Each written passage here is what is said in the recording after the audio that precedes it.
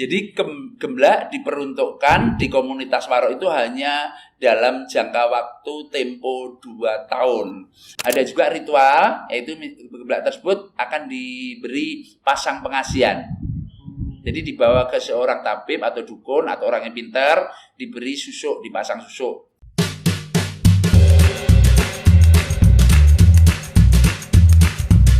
Halo teman-teman semuanya, dimanapun kalian berada, selamat pagi, siang, sore, malam. Oke, selamat datang teman-teman semua di podcast Tanya Rasa, Tanya Remaja Biasa. Hari ini nggak seperti biasanya. Kalau biasanya kita syuting di taman, kita take videonya di taman. Hari ini kita lagi sowan ke kediamannya Pak Sudirman, salah satu tokoh seniman dan budayawan asli Ponorogo. Sugeng sonten Bapak. Selamat sore anak-anakku. Selamat sore. Jadi hari ini kita lagi di sanggarnya Pak Dirman di Joglo Pacu Art Gallery. Sanggar Kartika Puri Joglo Pacu Art Gallery, betul. Oh, nggih. Hari ini kita sowan ke sanggarnya Pak Sudirman karena khusus edisi kali ini kita akan ngebahas salah satu kebudayaan Ponorogo, yaitu tentang jadil atau sering disebut jadilan juga. Betul. Gimana? Betul. Oke, asik gak sih? Kita karena remaja-remaja sekarang kayaknya kurang mengenal dan gimana sih sebenarnya jadil dan apa itu jadilan dan lain sebagainya, karena kebudayaan Ponorogo ini udah se-Nusantara udah tahu, tapi justru kadang remajanya sendiri yang belum tahu gitu, Pak. Yeah. Bisa diceritakan Bapak awal-awal kenal reog dan seni pertunjukan asli Ponorogo?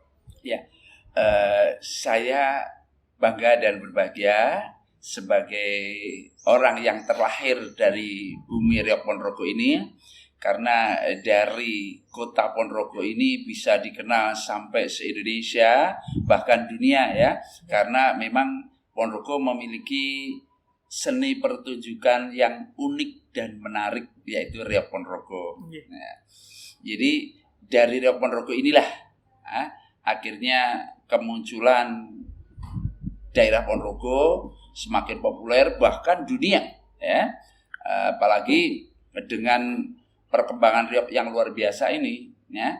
Reog Ponorogo ada di seluruh Nusantara, bahkan hampir di tiap provinsi itu menyelenggarakan festival reog sendiri-sendiri. Betapa itu perkembangan reog secara kuantitatif ya, kuantitasnya secara jumlah ya, yeah. Ya itu luar biasa. Nah ini. Untuk pertama kali Pak Dirman mengenal reog ini mungkin dari keluarga sudah ada keturunan seniman atau dari keluarga bukan seniman dan Pak Dirman cari sendiri tentang reog. Ya, saya mengenal seni reog sudah lama, tapi melakukan kegiatan praktis bermain reog itu ketika tahun 1975 atau 76 saat peresmian Masjid Tegalsari oleh Presiden Soeharto waktu itu. Itu pertama kali. Saya tahun berapa saya lupa, saya tahun berapa. Sekitar 970-an gitu Pak ya? Iya, itu. Jadi itu saya pertama kali bermain, tapi sebelumnya ya sudah sering tahu melihat. Tapi kalau dulu namanya bukan reog ya, barongan gitu. Oh, barongan aja. Jadi, ayo kita lihat barongan begitu. Orang populernya zaman dulu di kampung-kampung, di desa-desa. Adan 76 sudah ngapain? Bapak saya baru lahir, Pak. Ya, makanya saya bilang ini anak-anak saya ini. Ya. Kalau kita back ke belakang ya Pak ya, kita back ke masa lalu. Mungkin hal apa sih Pak yang mendasari panjenengan untuk menggeluti reog?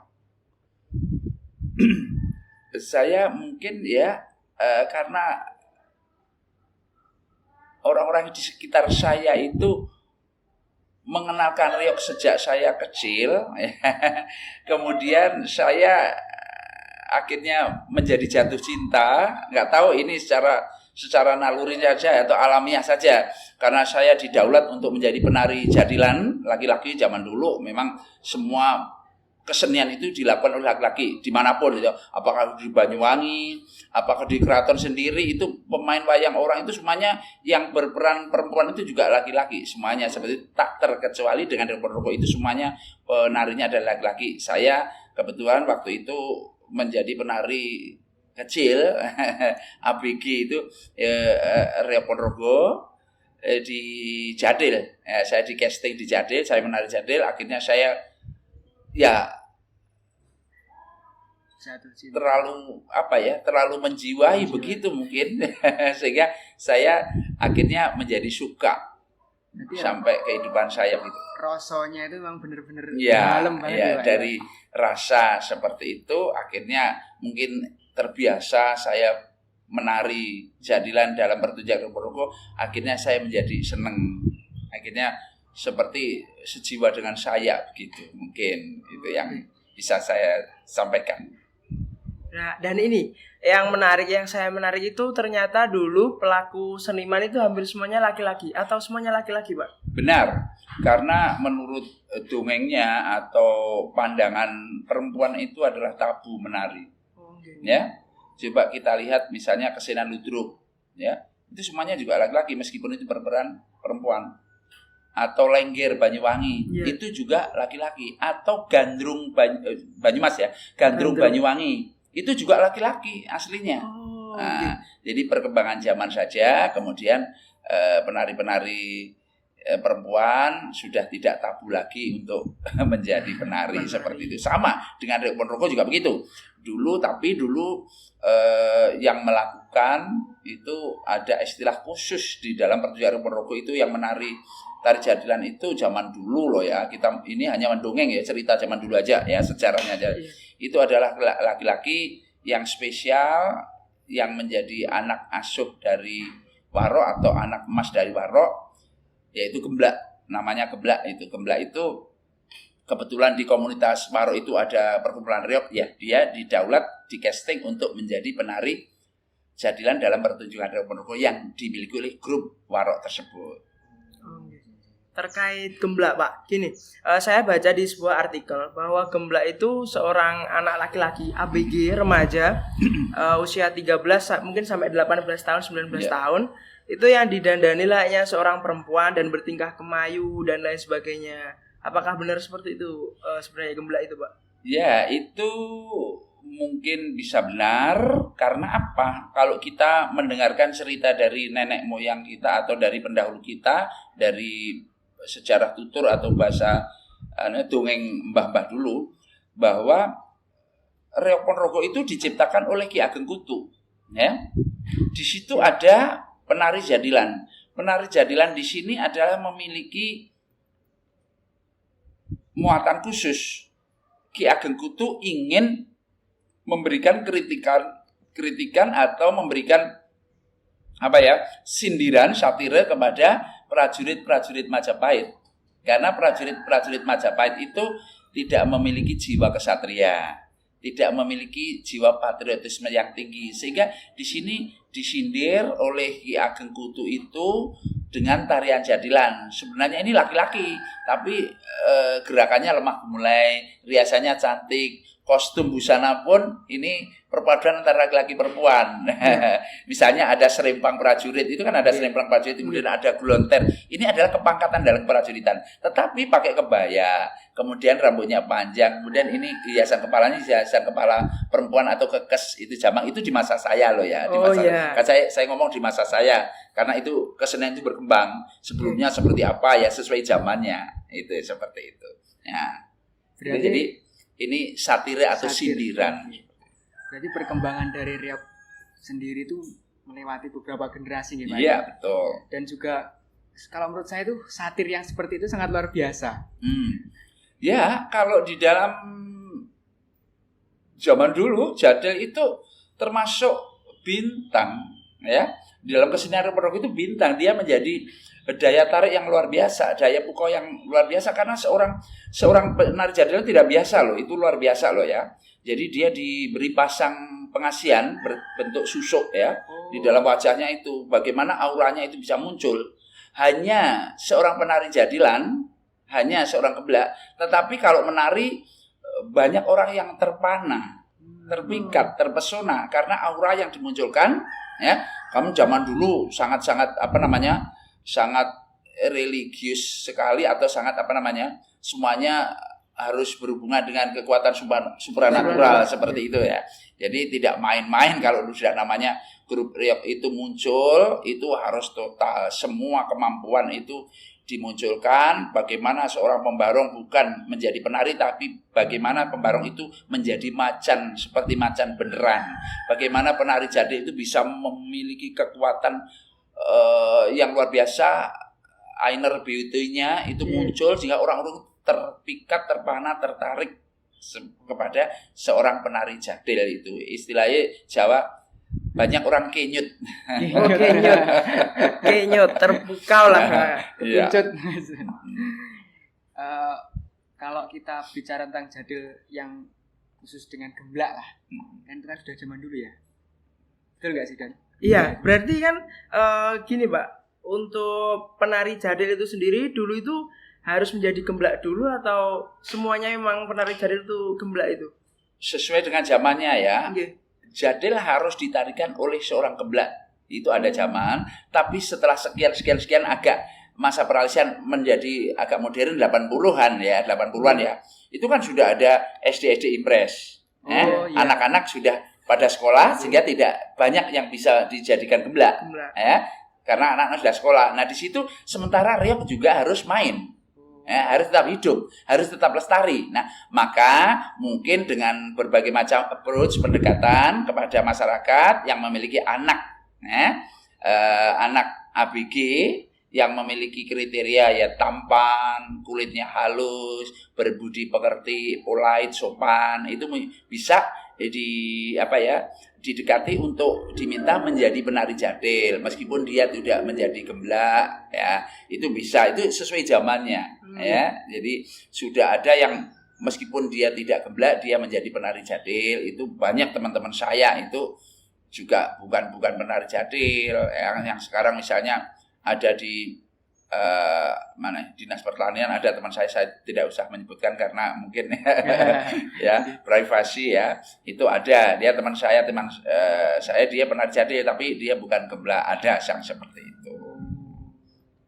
Dan untuk dan untuk istilah gemblak, karena semakin kesini itu gemblak ini semakin disalahartikan bahwa gemblak ini dalam tanda kutip ingon-ingonnya warok dan melakukan apa kegiatan yang hubungannya dengan asusila dan lain sebagainya dengan warok itu sendiri, karena gemblak itu seorang yang kemayu, terus warok yang harus menjalankan laku, tidak boleh beristri dan selentingan-selentingan seperti itu Pak yang banyak berkeliaran. Ya, itu masa kapan ya? Jadi semuanya ada masanya. Ada benarnya juga bahwa kehidupan kultur budaya masyarakat Ponorogo ada yang seperti itu. Jadi gemblak ini bukan disalahartikan, itu adalah kulturnya. Itu adalah budayanya zaman dulu, dungengannya seperti itu ya. Dungengannya ya. Kalau memang masyarakat itu mengiyakan dan itu adalah tatanan di komunitas masyarakat zaman dulu, ya apa boleh buat, itu kehidupan mereka yang berkembang pada zaman dahulu. Tapi seiring dengan perkembangan zaman itu nggak usah ora sah gemblak misalnya, tidak boleh gemblak dan itu budaya kan nggak bisa, itu budaya masyarakat nggak bisa. Tapi kalau zaman udah berubah itu nanti kan bisa hilang sendiri toh. Contohnya ya, setelah adanya pendidikan lebih maju, agama juga sudah menyentuh kehidupan masyarakat yang paling dasar, orang akhirnya belajar agama, tahu agama. Orang belajar di sekolah, bangku sekolah, tahu pendidikan, ya, berpikiran maju, lama-kelamaan kan itu tersisih sendiri. Ya, jadi lambat laun kehidupan modern kemudian semakin berkembang maju, anak-anak sekolah, mereka belajar, mereka ingin meningkatkan ekonominya dengan cara memiliki ilmu, kemudian mencari pekerjaan yang lebih layak daripada sebelumnya. Nah itu ya hilang sendiri. Gemblak itu tidak ada sendiri, itu tinggal cerita komunitasnya atau kultur budaya orang zaman dahulu. Oh, gitu Pak. Kalau saya lebih ke sifatnya Pak, dalam artian seperti ini. Kan jadil itu kan seorang yang gemblak tadi kan seorang yang tampan, dia punya aura, kemudian beretitude baik seperti itu. Dan dia harus menarikan tarian yang istilahnya mungkin bisa lemah gemulai sebagai bentuk satir lah kepada pemerintah pada waktu itu. Apakah ada mungkin latihan khusus? Karena mungkin kalau dari orang awam kalau melihat seorang figur yang memang ganteng gitu dan untuk mereka seperti itu kan. Oh iya. Ini di luar konten berkesenian di reog lah ya. Iya. Jadi gemblak itu kalau tidak bermain reog seperti apa? Begitu ya. Iya. Ya. Jadi ini gemblak ini yang perlu dimengerti oleh seluruh masyarakat di dunia ini. Karena saya juga sering dengar bahwa itu anggapan yang salah bahwa gemblak ini hanya dipinang selama 2 tahun menjadi anak asuhnya Waro. Ini loh yang ini yang belum tidak banyak diketahui. ditulis, yang tidak dicatat, yang tidak dipahami, seolah-olah image-nya masyarakat itu gemblak itu seterusnya, begitu kan? Tidak. Jadi gemblak diperuntukkan di komunitas Waro itu hanya dalam jangka waktu tempo 2 tahun. Setelah 2 tahun dia akan dikembalikan kepada orang tuanya. Nah, selama 2 tahun itu apa tugasnya, kehidupannya gemblak itu bersama Waro. Waro itu dan komunitas ya. Di komunitas misalnya 1 RT. Ya. Oke, kita punya reog, tapi kita tidak punya gemblak, misalnya begitu. Ayo kita kumpul, kita bicarakan. Ayo kita cari gemblak, kita ngingoni gemblak, kita ngupaini gemblak. Nah, itu ada pertemuan seperti itu. Kalau memang diiyakan, nanti MOU-nya 2 tahun itu dengan jasanya apa? Misalnya 1 ekor lembu pada akhir masa MOU-nya itu dikembalikan pada orang tuanya. Nah, itu sekalian nanti diantarkan sapi sebagai jasanya selama 2 tahun itu. Nah, ini untuk menjadi gemblak ini juga perlu step-step yang harus dilalui. Mungkin ada kurir ya yang ingin mencari di mana. Biasanya dulu itu kebanyakan, tapi nggak pasti ya, kebanyakan di perbatasan, di Tugu Trenggalek sana. Itu masalah anak-anak Trenggalek sana, anak Tugu sana, atau di Gemarjo. Jadi perbatasan, daerah perbatasan, atau di Purwantoro. Saya punya banyak teman-teman itu ya, atau di Parang Magetan.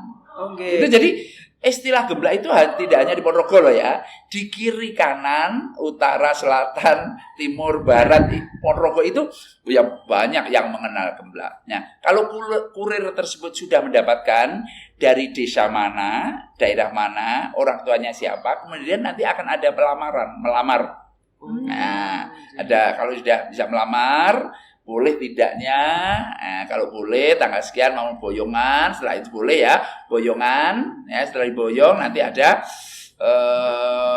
ritual khusus untuk jadil yang baru itu. Setelah disosialisasikan kepada komunitas waroknya di lingkungan tersebut, oh kita sudah datang, ini jadilnya ini, ya kita ganti namanya, biasanya diganti namanya. Nah, ya diganti namanya, ya karena dulu namanya orang-orang zaman dulu kan jenis Soirin, Katemen, Pak Ijo dan sebagainya. Nah ini kurang ada jokinya, sehingga mungkin diganti dengan Prayitno, Supriyati atau apa yang lebih bagus lah daripada kebanyakan nama-nama dulu kan namanya begitu ya. Parmun, Katimun, Mesmun atau siapa begitu ya. Ya, di kalangan baru itu namanya biasanya diganti. Sampai saya saja ada pernah teman saya itu, loh namanya ganti karena memang ya seperti itu ya. Setelah itu kemudian nanti dia akan dipersiapkan baju khusus. Ya, bajunya khusus, ada aturan ya, ada standarnya. Baju untuk gemblaan seperti apa itu ada standarnya. Harus fresh body, ya. Kemudian serba ketat, kemudian kelihatan itu modis banget zaman semono loh ya. Modis, kemudian baju, celana, sarung itu adalah pokok. Kemudian dia harus pakai sandal. Sandalnya sandal nilek atau sandal lili seperti itu ya. Zaman dulu nggak ada sandal, tapi seorang gemblak tidak boleh kena kotor, tidak boleh kena air, kena debu, pakai kaos kaki juga. Belum lagi kalau siang dia harus dilindungi kacamata, pakai kacamata, ya, pakai topi, pakai payung. Nah, itu perlengkapan kostumnya atau baju mereka, kebesaran mereka ya, seorang gemblak. Kemudian ada juga ritual, yaitu gemblak tersebut akan diberi pasang pengasian. Jadi dibawa ke seorang tabib atau dukun atau orang yang pintar, diberi susuk, dipasang susuk, ya, entah itu di alis, di mata, atau di pipi atau di bibir sesuai dengan seleranya waroknya. Itu dia ketika dipandang itu pesonanya luar biasa. Siapapun pasti akan suka, senang melihat wajah dari gemblak itu. Nah, itu akan menambah ini bukannya fisik aja, dari dalam itu keluar pancarannya itu. Ya, dia juga akan mengikuti pendidikan kepribadian. Kalau sekarang ya ada pendidikan ada semacam kursus. Kan anak-anak kampung, anak-anak desa yang liarnya, saya bukan dalam artian yang tidak mengenal pendidikan, dia kan tidak punya pola sopan santun. Ya, dia akan diajari boso. Harus kromo, harus berbahasa halus, Jawa halus kepada siapapun, bahkan pada anak kecil pun tidak boleh ngoko. Ya, itu ajaran yang diterapkan oleh para waro. Kemudian bagaimana duduk itu diatur, ya. Bagaimana dia di meja makan diatur. Jadi ketat, pendidikan kepribadiannya ketat banget ini ya. Makanya kebanyakan mantan-mantan gemblak itu luar biasa, polite banget, sopan santunnya tinggi, adabnya luar biasa. Ya. Karena pendidikan selama 2 tahun itu. Nah, jadi makan pun harus yang ada di depannya dia, tidak boleh mengambil yang jauh di meja sana. Itu sama sekali tidak boleh. Ya. Itu, dan tidak boleh berwajah lesu, tidak smart, itu tidak boleh. Harus tetap smart. Jadi sebenarnya aslinya memang sudah cakep ya, sudah tampan ya. Jadi meskipun dia tidak senyum aja sudah kelihatan orang tuh menarik. Itu ada seorang. Kemudian kehidupannya setiap hari gimana? Dia akan giliran. Dari satu RT itu. Pertama di warok, misalnya di ketua waroknya 2 malam. Besok malam ketiga, keempat di sebelahnya. Begitu gilir sampai se-RT itu muter selama 2 tahun begitu. Jadi berkeliling giliran semua harus ngopeni karena ini miliknya kolektif.